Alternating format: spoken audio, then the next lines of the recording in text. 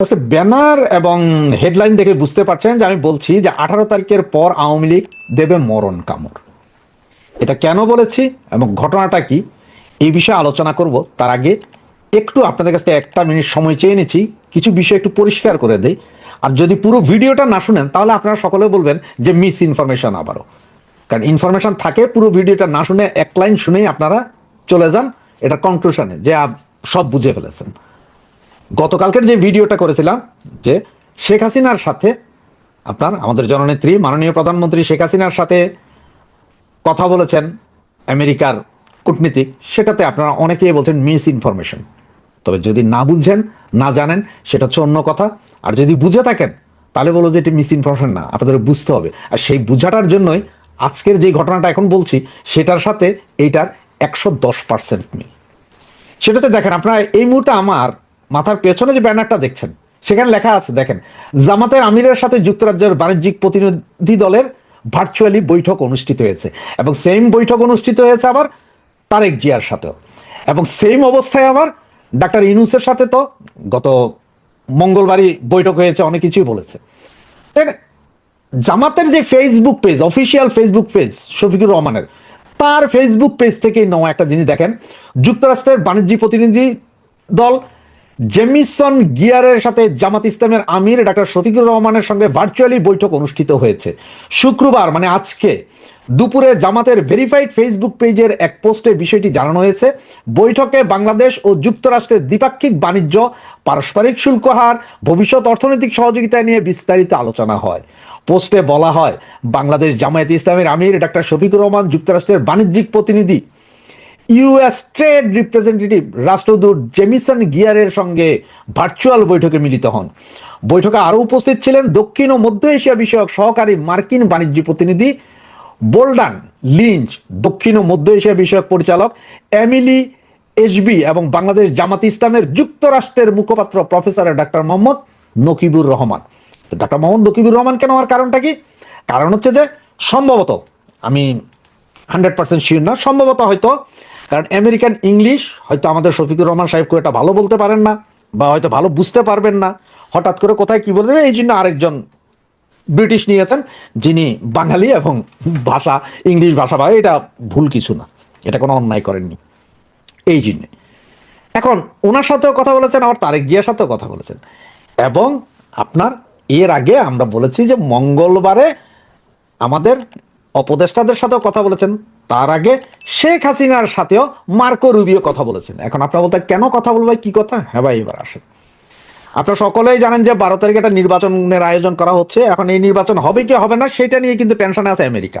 আবার এই নির্বাচন হয়ে গেলে এই গভর্নমেন্ট সাস্টেন্স করতে পারতেছে কিনা, এই গভর্নমেন্ট এই নির্বাচন ধরে রাখতে পারবে কিনা সেটাও সন্দেহ আছে। যার কারণে 3 দল, আওয়ামী লীগ, বিএনপি এবং জামাতের সাথে এই কথাগুলো। আওয়ামী লীগকে ওদের সবচেয়ে বড় ভয় যে নির্বাচন হয়ে যাওয়ার পরে এবার ক্ষমতায় বিএনপি আসুক আর জামাত আসুক, আওয়ামী লীগের ঠেলার সাথে বাঁচবে না, আওয়ামী লীগের ধোলাইয়ের কাছে দাঁড়াইতে পারবে না। সুতরাং গভর্নমেন্ট ঠিক থাকবে না, হরতাল মিছিল অবরোধ এগুলো দিতেই থাকবে আওয়ামী লীগ। সুতরাং ওরা যেসব ব্যবসা বাণিজ্যের চুক্তি ইন্টিমের সাথে 17 মাসে যা যা নেওয়ার সত্য নিছে, কিন্তু এগুলো কি আসলে রাখতে পারবে কিনা?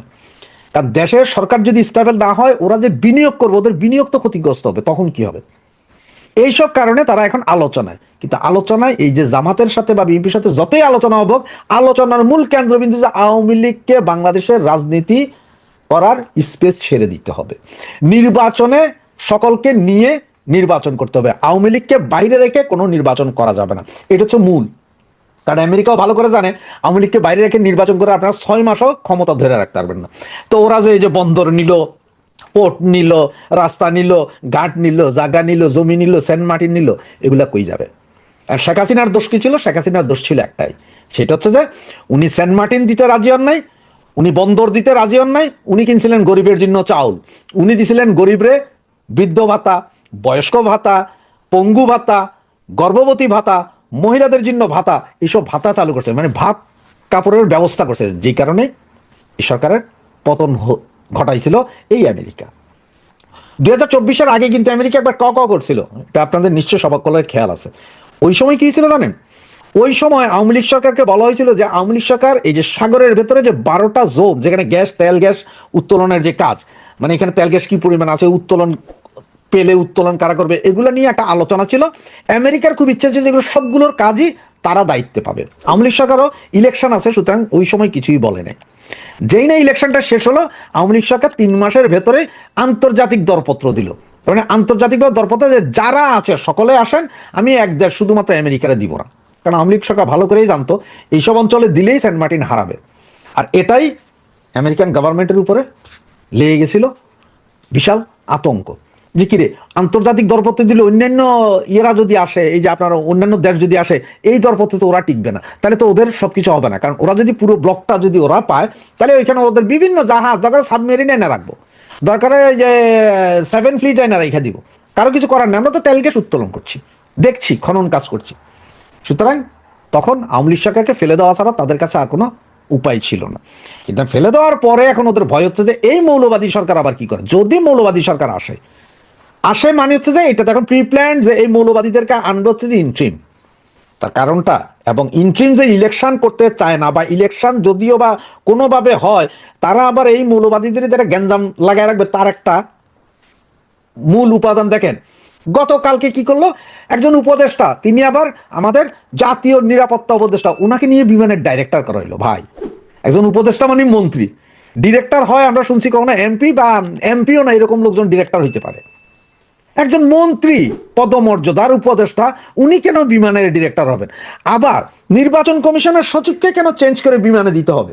নির্বাচন কমিশনের সচিব হঠাৎ করে 1 মাস নেই নির্বাচন, তার আগে সচিব চেঞ্জ, তো নতুন সচিব এসে বুঝবো কি? আপনি যখন একটা নতুন বিয়া করলো, ওই মাইয়ার চরিত্র বুঝতে, ওই মাইয়া কি চায় কি না চায় এটি বুঝতে যেমন সমস্যা, মেয়েরাও সেম, যে একটা ছেলেরা হঠাৎ করে বিয়া কইরা আপনারা যেমন বুঝেন না, বুঝতে পারেন না যে এর কি পছন্দ না পছন্দ, ওই নাকি জানা, ছেলেরা বুঝে না মেয়েদের কি পছন্দ না পছন্দ। সেম কাহিনী হচ্ছে যে এই নির্বাচন কমিশনের সচিব হঠাৎ করে চেঞ্জ করে 1 মাসে, তো ওই বেটা এসে বুঝবে কি? ও তো কিছু বুঝবে না। আবার ওই সচিব, নির্বাচন সাবেক সচিবকে নিয়ে গেছেন কোথায় আপনারা? বিমানে। আবার জাতীয় নিরাপত্তা উপদেষ্টাকে বিমানের, বাংলাদেশ বিমানের ডিরেক্টর করেছেন কেন ভাই? উনি তো মন্ত্রীর, উনি তো একজন ডিরেক্টরের চেয়ে অতি উচ্চ পদে। তাহলে এইসবগুলো, তো এগুলো সব করাচ্ছে যে আসলে যে 12 তারিখ ইলেকশন হবে তার একটা নমুনা। এবং 1/11 সময় আমাদের কাছে নজির আছে, 10 দিন আগেও টোটাল নির্বাচনও বাতিল হয়েছে, উপদেষ্টা পরিষদও বাতিল হয়েছে।